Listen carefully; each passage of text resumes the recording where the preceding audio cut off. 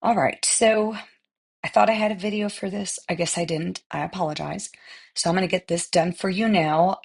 With spring sports well into craziness, a lot of us have missed some of this. And while this is not a grade, this is going to be on the test. And I don't want you to get to the test and say you didn't know how to do it.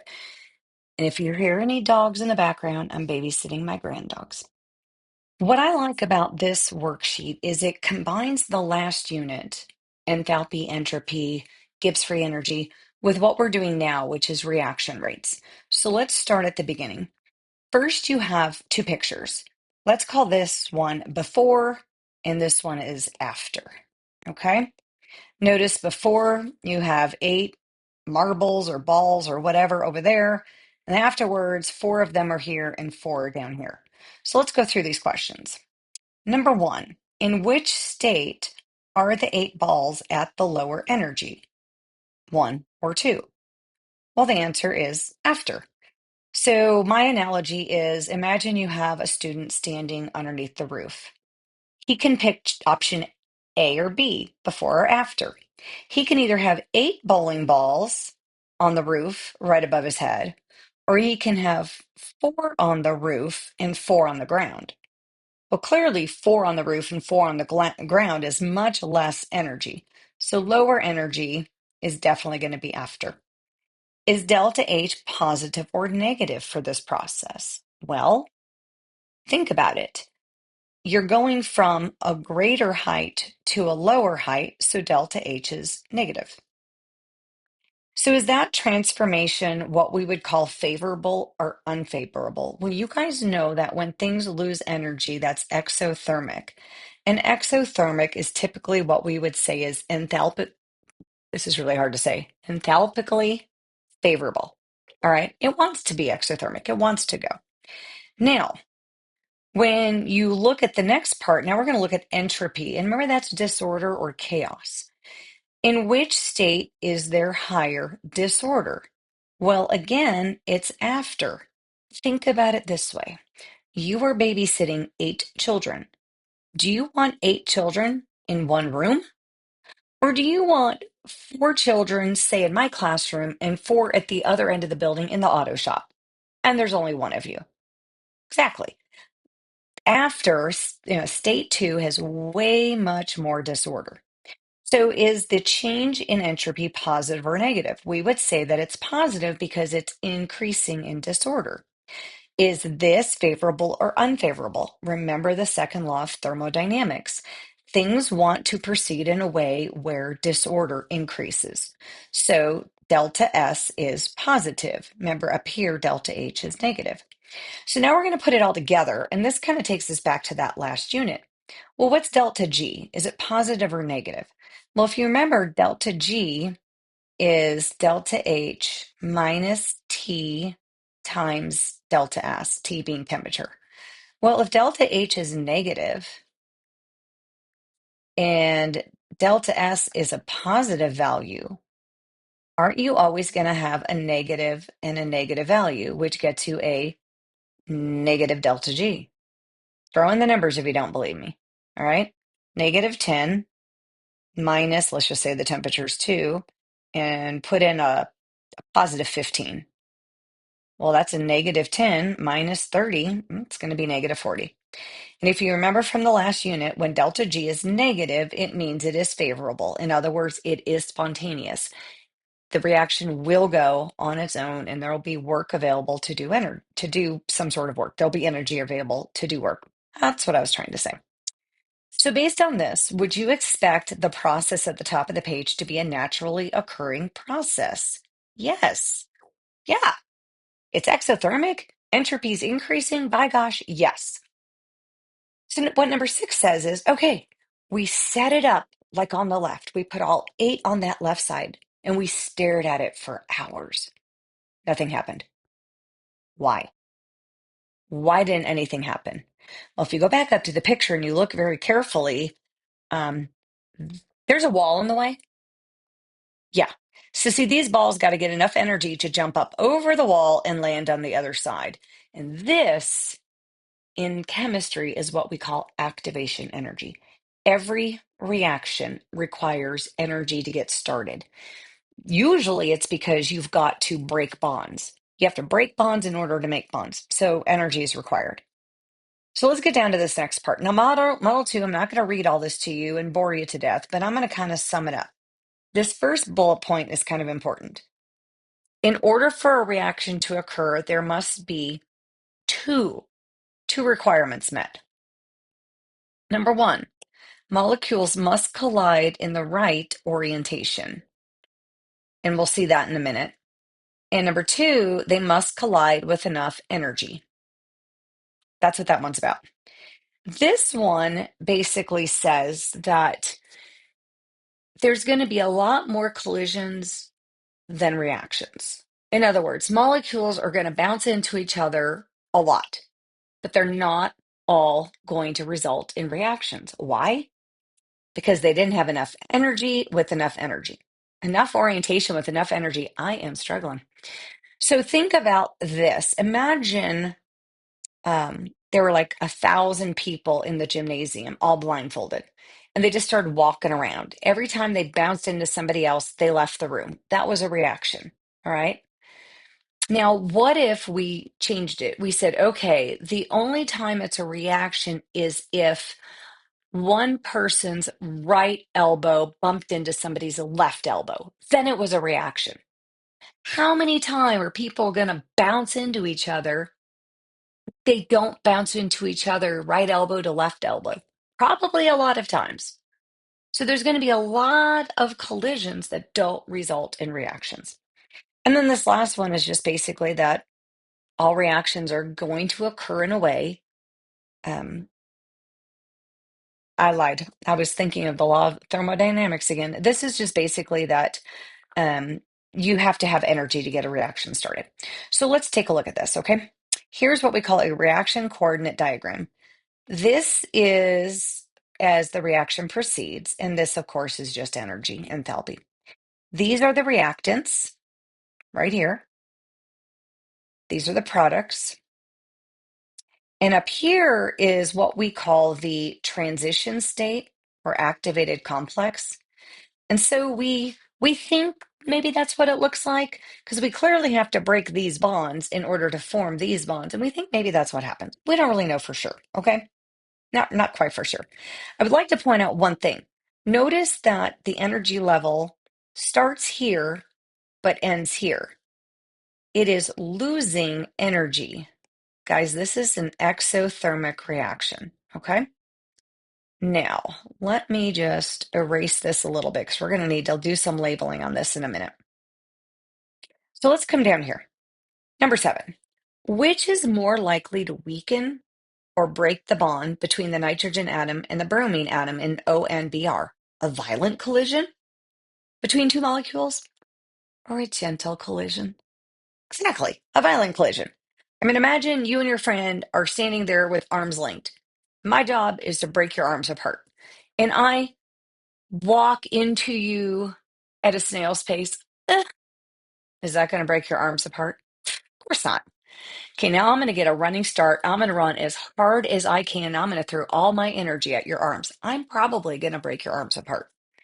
So, is a violent collision between two ONBR molecules more likely to occur at high temperature or at low temperature?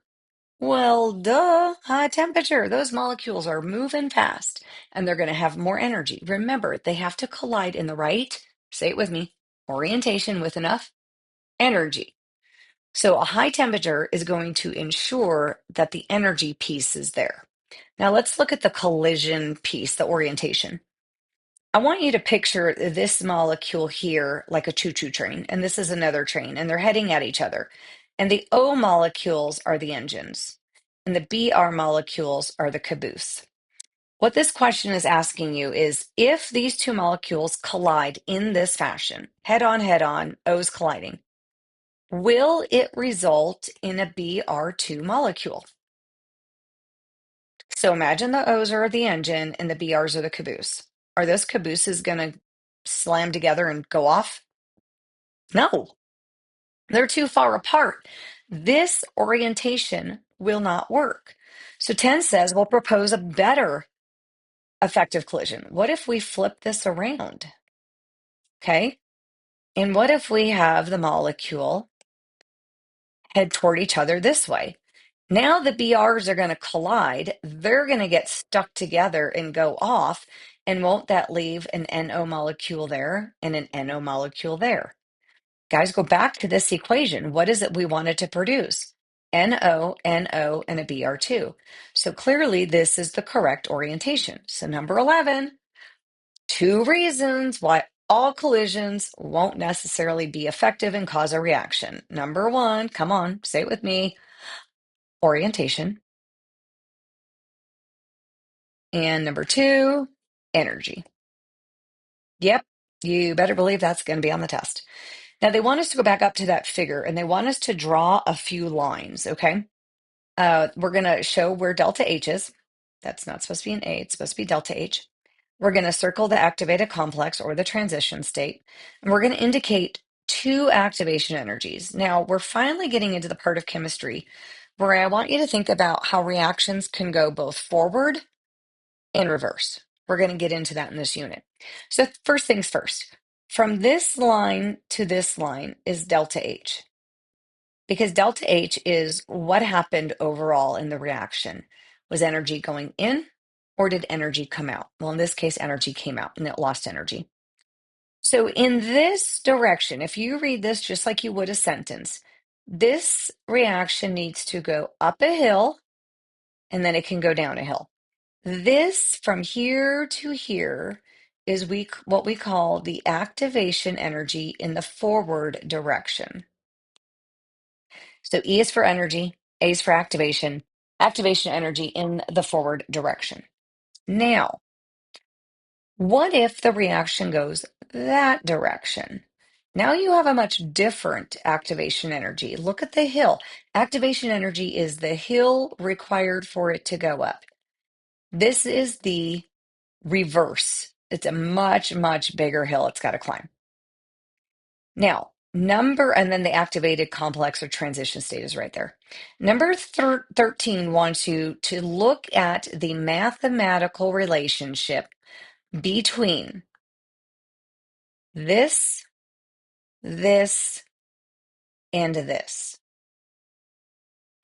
Now, I would hope you could see that this line plus this line equals this line. Now, sometimes delta H is going to be a negative value. We just ignore that because we're looking at magnitude, which is just a number. But the delta H plus the EA forward is equal to the activation energy in reverse. And so that's number 13. Oh, we got to go back to number 12. I forgot to finish. So delta H plus EA forward is equal to the activation energy in reverse. Let's go back up to number 12. We already talked about this, but for that particular reaction where the reactant started there and ended there, delta H is negative, it lost energy, which makes it exothermic, because whenever delta H is negative, it's exothermic. All right, now this last part is just kind of a review, and did you get what you were supposed to get out of this? Construct a reaction coordinate diagram for a typical endothermic reaction. Well, remember, endo, en means in. Just like in Spanish, we say en la casa, in the house. Endo means we're putting energy in. Well, if you're putting energy in, won't the reaction end much higher? Exactly. So which has the larger activation energy, the forward or the reverse? Well, going in this direction, you have this hill to climb. But when you go in reverse, that's the hill you have to climb. So clearly, the forward has the greater activation energy. Now, here's another reaction. It really helps on this one if we draw a picture. So let's just draw a picture. We know that delta H is negative. So we know this is exothermic. So let's end it lower.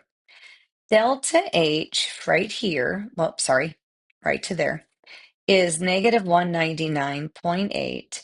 And we know this activation energy is 10.7 right there. The question is, what would be the activation energy for the reverse reaction? All you have to do is add up the two values. Ignore the fact that it's negative because we're just looking at the magnitude of the line.